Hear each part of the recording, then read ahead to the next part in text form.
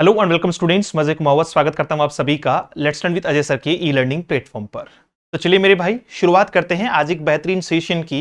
और आज इस सेशन में हम बात करने वाले हैं उत्तराखंड लोक सेवा आयोग को लेकर। जो प्रवक्ता भर्ती है उसे लेकर बहुत सारी बातचीत मैं आपके साथ में करूंगा। सबसे पहले ये वीडियो आपके लिए कंप्लीट बेनिफिशियल होगा, क्योंकि मैं यहां स्टार्टिंग नोटिफिकेशन से लेकर अभी तक इस भर्ती में जितने चेंजेस हुए हैं या जो जो संभावनाएं हैं उन सबको लेकर बातचीत करूंगा। जो भी इंफॉर्मेशन मैं आपको देने जा रहा हूं या मैं दूंगा, वो सारी की सारी इंफॉर्मेशन ऑथेंटिक होगी। मैं अपने मन से बना के आपको कुछ भी नहीं बताऊंगा। ये सब कुछ आपको ऑफिशियल वेबसाइट विजिट करने पर मिल जाएगा। थोड़ा समझेंगे कि नोटिफिकेशन नया है, पुराना है, आगे आएगा, नहीं आएगा, सारे क्वेश्चंस का जवाब आपको मिल जाएगा। लेकिन मैं इस सेशन को शुरू करूं उससे ठीक पहले मैं आपको बता देना चाहता हूं कि उत्तराखंड के लिए स्पेशली हमने जो है वो अभी नए ग्रुप्स वगैरह, नए जो है वो बैचेज वगैरह लॉन्च किए हैं या कर रहे हैं। स्पेसिफिक अपन वर्क करेंगे इंग्लिश पे, लेकिन फिर भी आप अगर उत्तराखंड के साथी हैं और किसी भी एग्जाम की तैयारी कर रहे हैं तो आप इस नंबर पर जो है वो व्हाट्सअप कर दीजिएगा और सिर्फ इतना लिख दीजिएगा कि सर मैं उत्तराखंड से हूं या आई एम फ्रॉम यूके, और मुझे आप ग्रुप में ऐड कर दीजिए ना। व्हाट्सएप ग्रुप आपका जो है वो मिल जाएगा आपको। उससे आप सबको साथ जुड़ने में आसानी होगी। किसी भी तरीके की बातचीत या किसी भी तरीके की इंफॉर्मेशन देने में मुझे भी आसानी होगी। अब बातचीत करते हैं इस प्रवक्ता भर्ती को लेकर कि सर ये क्या मामला है। प्रवक्ता भर्ती, स्क्रीनिंग टेस्ट, चयन परीक्षा यानी मुख्य परीक्षा, है ना, नया नोटिफिकेशन, इसके तो एग्जाम होने वाली थी, एकदम से ये हमारे साथ क्या हुआ। तो पूरा प्रोसेस थोड़ा सा समझ लेते हैं। देखो, सबसे पहले मैं आपको लेकर चलता हूं थोड़ा पुराने टाइम यानी 2024 में। 2024 में उत्तराखंड लोक सेवा आयोग ने जो है वो एक नोटिफिकेशन जारी करते हुए कहा कि हम प्रवक्ता भर्ती में जो स्पेशली आपके किसके लिए हैं, उत्तराखंड विशेष अधीनस्थ शिक्षा प्रवक्ता सवर्ग समूह ग का एक नोटिफिकेशन जो है वो सामान्य शाखा और महिला के लिए ये 613 पोस्ट पे इन्होंने जारी किया था। जिसमें से अगर मैं जनरल की बात करूं तो वो 550 पोस्ट हैं, और अगर मैं वुमेन कैटेगरी की बात करूं तो वो आपकी 63 पोस्ट हैं। इसके लिए बोला साहब हम एक नोटिफिकेशन जारी कर रहे हैं और उसके बाद आप फॉर्म वगैरह भर दो, फिर हम इसमें पहले स्क्रीनिंग टेस्ट करवाएंगे और फिर मुख्य परीक्षा करवाएंगे। ये है 16 अक्टूबर को आपका ये वाला नोटिफिकेशन आया था, और इसमें कहा गया था कि 18 अक्टूबर 2024 को नोटिफिकेशन, जो मेन नोटिफिकेशन है वो आ जाएगा। 7 नवंबर तक आपका जो है वो फॉर्म चलेंगे। उसके बाद में जो है वो इसमें आवेदन शुल्क है, फिर संशोधन है, ये सब कुछ कर कराने के बाद में लास्ट डेट दी थी 28 नवंबर तक इन फॉर्म को भरा जाएगा। डन हो गई बात। फिर आता है आपका 18 यानी 2 दिन बाद में ओरिजिनल नोटिफिकेशन, जो कुछ इस प्रकार का दिखता है। 18 अक्टूबर से लेके 19 नवंबर 2024 से 28 नवंबर 2024 तक ये क्या है आपका संशोधन वगैरह सब कुछ करने की डेट थी इसमें। इसको थोड़ा सा मैं यहां ले लेता हूं, ये वाला नोटिफिकेशन है, ताकि आपको आसानी से दिख जाए। डन। अब ये पूरा का पूरा नोटिफिकेशन है, इस पर मैं बहुत ज्यादा चर्चाएं नहीं करूंगा, लेकिन मेन मेन एस्पेक्ट पे मैं बात करूंगा। इस नोटिफिकेशन में कितनी पोस्ट थी, क्या था, क्या मामला था, वो सारा हम देख लेते हैं। तो कुछ इस प्रकार से चलते चलते हम थोड़ा सा आगे चलते हैं। नोटिफिकेशन, प्रमाण पत्र, सबकी बातचीत हो रही है। बेसिक बेसिक सबको जानकारी भी है, लेकिन मैं चाहता हूं कि एक बार मैं रिवर्ट कर दूं। क्यों? क्योंकि दोबारा नोटिफिकेशन भी आएगा, जैसा कि मैं आपको भी दिखाऊंगा अभी कि दोबारा इसका नोटिफिकेशन आएगा। योग्यता वही रहेगी, तो नए विद्यार्थियों को भी एड ऑन किया जाएगा। तो उनको पता होनी चाहिए कि योग्यता क्या है, एज क्या है, क्या सारी चीजें रही है इसमें। तो ये पूरा का पूरा एक नोटिफिकेशन इन्होंने जारी किया, और ये है भी बहुत लंबा यार, 140 पेज का है। हालांकि मैं इतना नहीं पढ़ने वाला हूं, मैं आपको जो है वो इसमें मेन मेन बातचीत जो है वो आपके साथ में करने वाला, तो हम पहुंच जाएंगे। फिलहाल ये है, सबसे पहले तो यहां आपको दिखेगी कि रिक्तियां जो है वो 613 है, जिसमें से सामान्य शाखा में 550 पद हैं और महिला शाखा में 63 पद हैं, यानी टोटल 613 रिक्तियां हैं। अब इनमें सब्जेक्ट है आपके ना, विषयवार जो है वो आपकी, जैसे हिंदी की 69 है, इंग्लिश की 41 है, संस्कृत की 45 है, आपका फिजिक्स की 57 है। इस प्रकार से अलग अलग जो है वो इसको सेगमेंट में बांट दिया गया। सबसे पहले तो आप ये समझो, और मैं इंग्लिश से हूं इसलिए मैं इंग्लिश पे बताते चलूंगा। 41 तो ऑलरेडी जो है वो इसमें सामान्य शाखा में थी। उसके बाद में चलते हैं कि सर इसमें से 550 ये हो गई, और फिर इसमें ये हॉरिजॉन्टल वाइज जो है वो दे दिया आपको, ठीक है। दिव्यांगजनों के लिए दे दिया, मतलब कितना कितना उनको जो है वो परसेंट दिए गए हैं, कितनी उनके लिए पोस्ट रखी गई है, जैसे इसमें कितनी है, जीव विज्ञान में 14 है, आपकी इंग्लिश में कितनी है, इंग्लिश में जो है वो 10 है, ये सारा कुछ उसमें जो है वो दिया हुआ है, ये पढ़ भी लेना आप। फिर बात आती है महिला, जो 63 पद हैं, उसमें से अंग्रेजी की 13 पोस्ट है, यानी 41, 10 आपके 51 और 3 54 पोस्ट है टोटल। ठीक है, टोटल पोस्ट 54 है इंग्लिश से रिलेटेड। अब ये पोस्ट बढ़ने की संभावना क्या है और क्या नहीं है, इसको लेकर चर्चा करते करते हम थोड़ा सा और आगे चलेंगे। हो सकता है जिन लोगों को लगे कि सर ये हमने पढ़ रखा है, तो आप स्किप करके आगे चले जाइएगा। मैं ये उन लोगों के लिए बातचीत कर रहा हूं जो अभी नए जुड़ेंगे या जिन्हें पता होना चाहिए। फिर इसमें भी आपके जो है, अच्छा अब यहां से देखो फटाफट से एक बार इसका क्रेडिट देख लेते कंप्लीट, कि सर प्रवक्ता जो है वो आपका लेक्चरर भर्ती है, ये सवर्ग में। उसके अलावा माध्यमिक शिक्षा विभाग हो गया, इसका 613 पोस्ट हो गई इसकी, 47,600 से लेकर 1,51,800, यानी लेवल 8 का इनको जो है वो पेमेंट है। और उसके बाद में न्यूनतम आयु सीमा 21 वर्ष है, अधिकतम आयु सीमा 42 वर्ष है। उसके बाद में आपको जो एज रिलैक्सेशन मिलते हैं वो आपको मिल जाएंगे, 21 से 42 आपकी एज हो गई। फिर बात आती है इसमें, यहां से देखो बाकी लोग जो जो जैसा जैसा पढ़ना चाहें तो आपको नोटिफिकेशन व्हाट्सएप करोगे तो वहां ग्रुप में डलवा देंगे हम।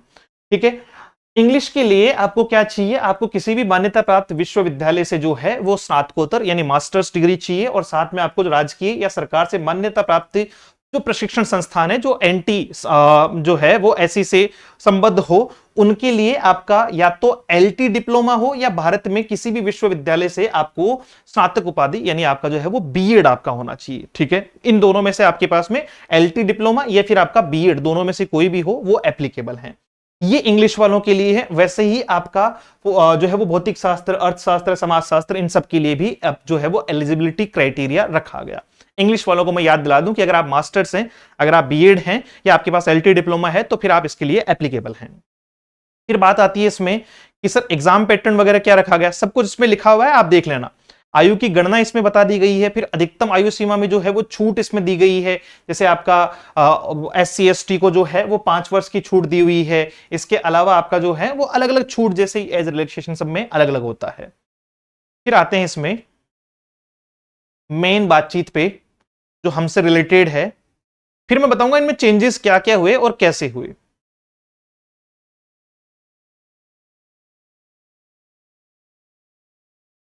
थोड़ा सा स्पीड से चलते हैं ताकि आपका समय बचा सके, और आप इसको 2x पे भी देख सकते हो, समय बचाना है बस।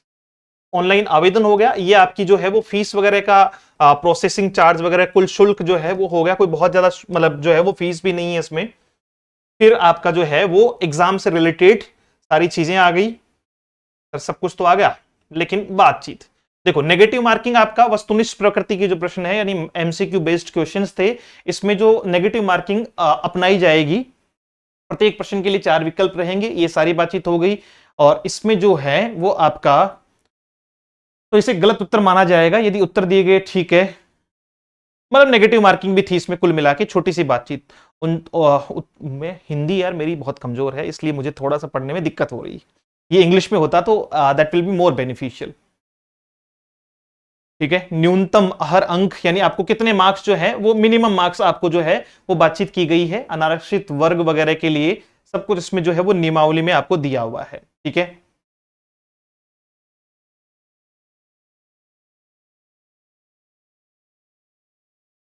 का सबसे बेस्ट तो ये होता कि हम डायरेक्ट इसमें से क्या निकाल लेते, अलग से इन पेजेस को निकाल लेते, ताकि अपन को इतना नहीं घूमना पड़ता। आप समझो, अब पहले जो पैटर्न था यानी इससे पहले जो पैटर्न था, यानी शुरुआत में जब नोटिफिकेशन आया तो उन्होंने कहा कि पहले हम एक स्क्रीनिंग परीक्षा करवाएंगे, फिर हम जो है वो मुख्य परीक्षा करवाएंगे।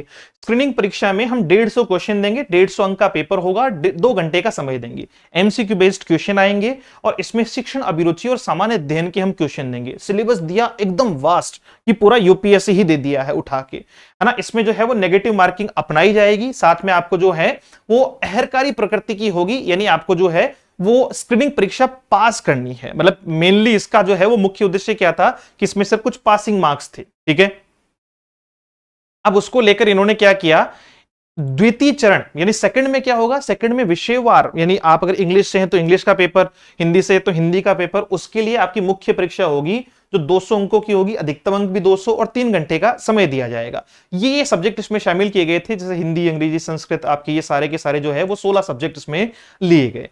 फिर इस पे बातचीत आई कि सर पहले जो सेक्शन है उसका पाठ्यक्रम दिखा गया। पाठ्यक्रम बहुत बड़ा है और बहुत लंबा है। जैसे अगर आप शिक्षण अभिरुचि की बात करें तो इसके 40 क्वेश्चन है, बहुत सारी चीजें इसमें एड ऑन की इन्होंने। फिर आपका सामान्य अध्ययन में जो है वो 35 क्वेश्चन थे, अब है नहीं, मतलब कुल मिला के। अब मैं ये आपको क्यों बता रहा हूं, आप मूल तौर पे आप इस बात को समझिए। ये प्रीलिम्स यानी स्क्रीनिंग, मैं स्क्रीनिंग को प्रीलिम्स बोलूंगा, ये एक तरीके से प्रीलिम्स था और स्क्रीनिंग टेस्ट था जिसमें कुछ इतना बड़ा वास्ट सिलेबस दिया गया। अब इसमें एक जो कंट्रोवर्सी थी वो वहां के विद्यार्थियों ने भी मतलब उस पर बातचीत की, या मैं कहूं कि उसको लेकर जब चर्चा हुई कि यार ये तो बड़ा कॉम्प्लिकेटेड हो जाएगा, क्योंकि इसको सिर्फ जो है वो प्रीलिम्स का आधार मान के अगर मेंस एग्जाम की तरफ जाएंगे तो शायद ज्यादा बेहतर नहीं बैठ पाएगा। ठीक है, क्योंकि स्पेसिफिक जब लेक्चरर जैसी भर्ती होती है ना तो वहां सब्जेक्ट ओरिएंटेड स्टूडेंट या सब्जेक्ट ओरिएंटेड जो है वो एस्पिरेंट्स ज्यादा चाहिए। डन। तो वहां से शुरुआत की गई कि सर इसके अंदर क्या क्या चेंजेस किए जा सकते हैं। तो ये कुछ प्रोविजंस गए, सुझाव गए, और सुझाव जाने के बाद में जो बातचीत हुई वो कुछ इस प्रकार से थी। अच्छा, यहां से इंग्लिश में है, ये बढ़िया था भैया।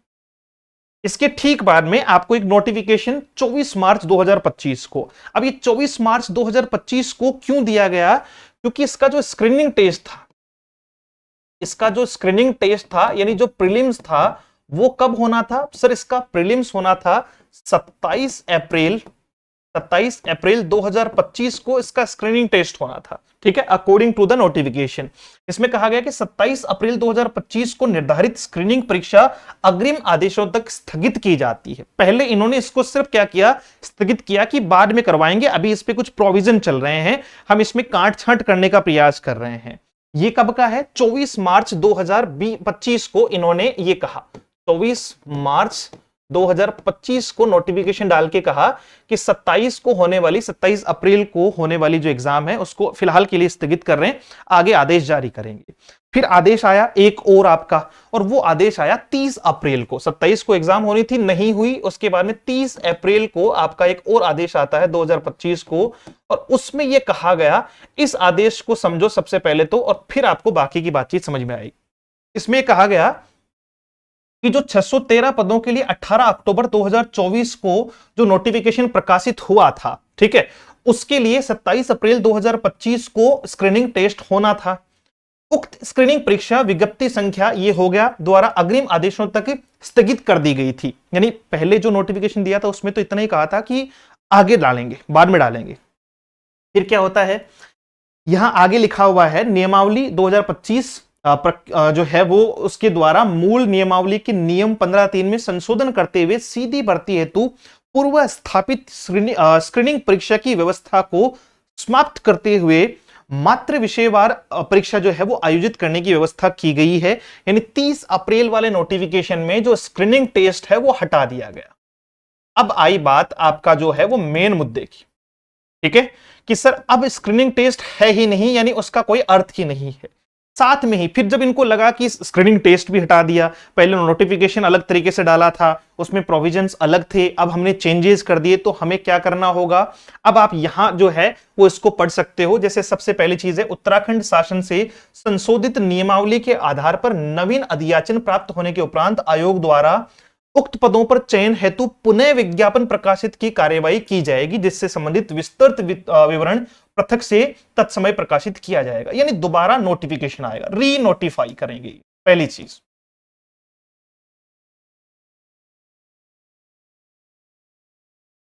आई बात समझ में। अब यहां से मैं आप लोगों को बता दूं सबसे पहले, है ना, अब मैं मुद्दे की बात पे आता हूं। सबसे पहली बात कि इस प्रवक्ता जो है वो परीक्षा में, यानी आपका लेक्चरर एग्जाम में जो स्क्रीनिंग टेस्ट था उसको हटा दिया गया है, पहली चीज। दूसरी चीज, जैसे कई जो है वो बच्चे इस बात को लेकर मैनिपुलेट हो रहे हैं कि सर अभी रिसेंट ही जो है वो आपका जो है वो 9 जून 2025 को एक परीक्षा कार्यक्रम जैसे कैलेंडर जो डलता है, वो जो अपडेटेड कैलेंडर आया उसमें हमें कहीं भी एग्जाम देखने को नहीं मिली।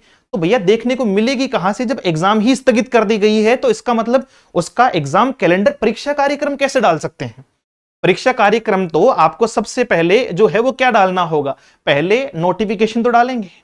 तो सबसे पहली बात कि इसका नोटिफिकेशन आएगा दोबारा से। अब इसमें हालांकि अभी तक फिलहाल जो है वो इस नए वाले कैलेंडर को देख के मुझे जो समझ में आया कि दिसंबर तक जो है वो इनके पास में अभी फिलहाल के लिए कोई जो है वो ऑप्शन दिखाई नहीं पड़ रहा है इसके अकॉर्डिंग।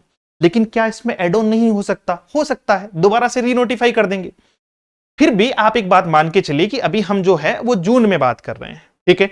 अगर महीने भर के अंदर नोटिफिकेशन आता भी है तो जुलाई मान के चलते हैं, तो लगभग एग्जाम में आपको 6 महीने का टाइम दिया जाएगा। यानी मतलब मोस्ट प्रोबेबली जो है वो मुझे संभावनाएं दिसंबर के बाद की ही दिखाई पड़ती है कि लगभग जनवरी फरवरी के आसपास तक इसका एग्जाम हो सकता है। और इस बार एग्जाम जो होगा वो मुख्य परीक्षा होगी, यानी अब कंपटीशन सिर्फ और सिर्फ कॉम्पिटिटर्स में होगा, सिर्फ और सिर्फ सब्जेक्ट एक्सपर्ट्स में होगा, इंग्लिश वालों का इंग्लिश वालों के साथ में। क्यों? क्योंकि मुख्य परीक्षा का जो, हाँ हो सकता है मुख्य परीक्षा में भविष्य में ऐसा कोई चेंजेस हमें देखने को मिले कि एक एक्स्ट्रा सेक्शन बना दे, ये भी पॉसिबल है। जैसे बहुत सारे एग्जाम्स करते हैं, मैं जो है वो राजस्थान की बात करूं, आरपीएससी की बात करूं, मध्य प्रदेश की बात करूं, तो वो क्या करते हैं जैसे 150 मार्क्स का एक से पेपर सेट किया और उसमें से 30 नंबर 35 नंबर या 40 नंबर में तो सब कुछ सारे सब्जेक्ट ले लेते हैं। जैसे रीजनिंग भी ले लिया, जीके भी ले लिया, जनरल साइंस ले ली, है ना, पेडागोजी ले ली, ऐसे करके 10-10 8-8 7-7 क्वेश्चन तो उसकी दे दिए। और मध्य प्रदेश में जैसे 120 क्वेश्चन किसके दिए जा रहे हैं, सब्जेक्ट ओरिएंटेड दिए जा रहे हैं। तो ऐसी संभावनाएं देखने को मिल सकती है और इसकी प्रबल संभावनाएं हैं। क्यों? क्योंकि सिर्फ सब्जेक्ट का पेपर लेना भी अपने आप में जो है वो स्टूडेंट के जनरल नॉलेज को भी जो है वो चेक करना चाहेगी गवर्नमेंट। तो मे भी ऐसी पॉसिबिलिटी हो, लेकिन फिलहाल मुख्य परीक्षा के आधार पर कहा गया और मुख्य परीक्षा का सिलेबस भी बहुत तगड़ा है भाई। इसमें मुझे नहीं लगता कि सिलेबस में कोई बहुत ज्यादा चेंजेस होने वाले हैं मेंस एग्जाम को लेकर। और जितना चेंजेस हो सकता है वो इसमें कुछ एड ऑन किया जा सकता है, घटाया नहीं जाएगा। क्यों? क्योंकि पेपर अगर इंग्लिश ओरिएंटेड पेपर आ रहा है, मैं अपने पेपर की बात कर लेता हूं फिलहाल, बाकी साथियों से भी जो है वो चर्चा होती रहेगी। लेकिन अगर मैं अपने सब्जेक्ट की बात करूं कि साहब इंग्लिश ओरिएंटेड पेपर है, तो मुझे लगता है कि ये सिलेबस कम ही है फिलहाल, मैं मेरे हिसाब से बता रहा हूं। किसी भी एग्जाम के लिए या लेक्चरर जैसी भर्ती के लिए इतना पढ़ना तो बनता है, बेसिक है। अब हम ये चाहें कि साहब हमें ग्रामर के 5 क्वेश्चन पूछ लो, वोकैबुलरी के 2-4-5 क्वेश्चन दे दो, एक आदि जो है वो फॉर्म्स ऑफ पोएट्री का या फिगर्स ऑफ स्पीच का क्वेश्चन देके हमें बनाओ लेक्चरर, तो कैसे बनाएंगे? वी शुड बी, है ना, लाइक हमें पहले से उस लेवल पर सोचना होगा कि जब हम लेक्चरर भर्ती के लिए तैयारी कर रहे हैं तो उस लेवल पे चीजें भी तैयार करनी। और इसके लिए मैं आपको बताऊं कि मिनिमम 6 से 8 महीने एक स्टूडेंट को चाहिए अगर वो बढ़िया तैयारी करना चाहता है। दूसरी बात कि अगर आप कंपैरेटिवली अपने ही जैसे लोगों में जो है वो क्या कर रहे हो, कंपटीशन कर रहे हो, तो उस चीज का फायदा भी बहुत है और नुकसान भी बहुत है। फायदा इसलिए है कि आप में ये डर नहीं रहेगा कि साहब वो देखो उसका जीके ज्यादा बढ़िया था तो वो जीके के आधार पे सिलेक्शन ले गया। मेन जो सिलेक्शन होगा अगर इसमें चेंजेस भी हुए, थोड़ा बहुत 10-20 नंबर का मान लो जीके वगैरह ऐड भी किया गया मेंस एग्जाम में, मे बी, मैं अभी तक इस बात को लेकर श्योर नहीं हूं और मैं ऐसा कोई दावा नहीं कर रहा हूं, लेकिन मैं संभावनाएं मानता हूं कि ऐसा हो सकता है। जो जनरली मैंने हर एग्जाम में देखा है, चाहे वो मध्य प्रदेश हो, आपका राजस्थान हो, हर जगह देखा है उसको। तो ऐसे चेंजेस हमें देखने को मिल सकते हैं, लेकिन उस कंडीशन में भी सिलेक्शन उन्हीं लोगों का होगा जो इंग्लिश से, यानी प्रॉपर इंग्लिश वाले हैं, तो इंग्लिश से उनको तैयार करना होगा खुद को। जैसे पोइट्री दी है, अब विलियम वर्ड्सवर्थ, जॉन केट्स आपका टेनिसन है, सॉरी टीएस एलियट है, रॉबर्ट फ्रोस्ट है, ये लगभग आप जो है वो ईएमआरएस में चले जाओ, ईएमआरएस के टीजीटी में भी दे रखा है यार, पीजीटी में भी दे रखा है। तो ये कोई बहुत बड़े अलग से राइटर थोड़ी डाल दिए हैं। आप मध्य प्रदेश में चले जाओ, आप कहीं भी चले जाओ, आप यूपी पीजीटी में चले जाओ, आपको ये सेम राइटर मिल जाएंगे।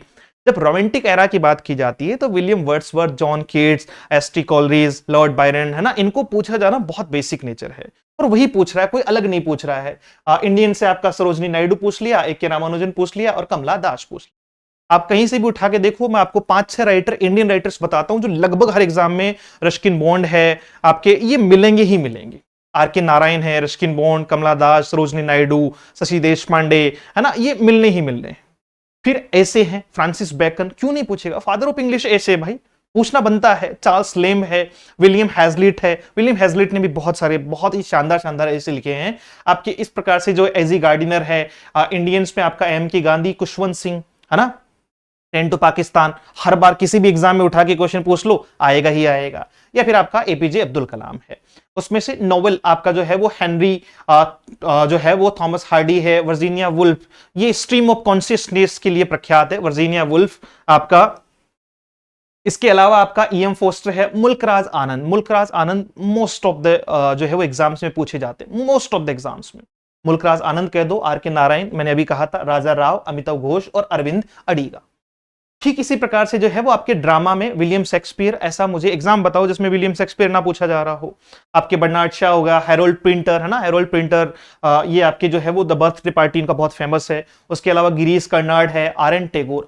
इंडियंस में पूछेगा, आर एन टेगोर को लेना बनता है भाई, बहुत बेसिक नेचर है। इसके अलावा विजय तेंदुलकर है और महेश दत्तानी है। शॉर्ट स्टोरीज में ओ हेनरी, आपके जो है वो शशि देश पांडे, रस्किन बॉन्ड, अरुंधति रॉय, ये सब के सब है। प्रोज में इन्होंने जो है वो पोइट्री और प्रोज दोनों दिए हैं। साथ में आपका लिटरेरी फॉर्म्स है, टर्म्स है, मोमेंट्स दिए हैं, और ये बेसिक है, इतना तो लेक्चरर भर्ती में मिलेगा ही।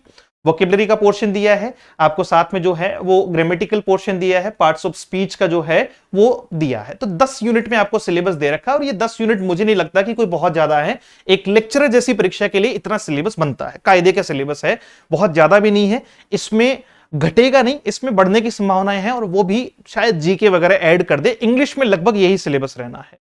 तो सबसे पहले तैयारी शुरू करो, 6 महीने मिनिमम अपने आप को टारगेट दो अगर आपको इसके लिए तैयार करना है। आगे एलटीबी आ रहा है, बहुत सारी भर्तियां जो है वो उत्तराखंड में भी आपको देखने को मिल जाएगी। उसके लिए आप प्रॉपर हमारे साथ में जुड़ेंगे। एक तो व्हाट्सएप ग्रुप में आपको बता चुका हूं, दूसरा सबसे पहले तो आप एप्लीकेशन डाउनलोड कर लीजिएगा। अच्छा, यूजीसी नेट बहुत सारे लोग तैयारी कर रहे हैं, हालांकि मैं अभी जो है वो उत्तराखंड के लिए मैंने कोई प्रॉपर बैच अभी लॉन्च नहीं किया है। पहले सारे स्टूडेंट से जो है वो चर्चा होगी, उसके बाद में जो है वो अपन जुलाई में इस बैच को लगभग मतलब जून में जो है वो लास्ट तक इस बैच को लॉन्च करेंगे। यही 5-7 दिनों के आसपास में एक बार फिलहाल जो है वो इस पर चर्चा कर रहे हैं। यूजीसी नेट दिसंबर को टारगेट करते हुए कंप्लीट बैच चल रहा है। अगर आपको लगता है कि सर मैं पूरा का पूरा जो है वो कहां से कवर करूं, तो यूजीसी नेट तैयार कर लो, एक साथ एक पंथ दो काज। वैसे ही दिसंबर तक एग्जाम नहीं होना है, तो ये 4,999 रुपए का यूजीसी नेट का बैच है, और हम एक ऑफर भी दे रहे हैं बच्चों को, यूजुअली ये सारे बच्चों के लिए, और ये पहले से बैच चल रहा है हमारा। तो इसमें 5,999 की फीस में बच्चा हमारे से मतलब हमारे साथ में एक तो यूजीसी नेट का बैच ले सकता है, और एक कोई भी एक्स्ट्रा बैच उसको ऐड ऑन कर देंगे, चाहे वो एमपी का हो, चाहे वो उत्तराखंड का हो, है ना। जैसे Uttarakhand lecturer plus UGC net, ये दोनों आपको इस अमाउंट में मिल जाएंगे, ठीक है, ताकि उस पर फाइनेंशियल बर्डन ना पड़े। डन। इसके अलावा आप पहले तो एप्लीकेशन डाउनलोड कर सकते हैं let's learn with Ajay sir के नाम से। दूसरा, आप इस पर मैसेज कर सकते हैं, जिससे ग्रुप में जुड़कर हम आगे की जो है जो भी स्ट्रेटेजी रहेगी, खासतौर से इंग्लिश वालों को तो पूरा मतलब कंटेंट से लेकर हर तरीके का बुक्स जो है वो अपने पास में मिल जाएगी, नोट्स अपने पास में मिल जाएंगे, कंप्लीट पूरा प्रोसेस मिल जाएगा आपका। बुक्स हैं, नोट्स हैं, टेस्ट सीरीज हैं, और ये सब कुछ हम एक ही बैच में जो है वो आपको कंप्लीटली जो है वो साथ में प्रोवाइड करवाएंगे। तो आप इस नंबर पर मैसेज करके व्हाट्सएप ग्रुप से भी जुड़ सकते हैं, ताकि आगे एक जानकारी लें।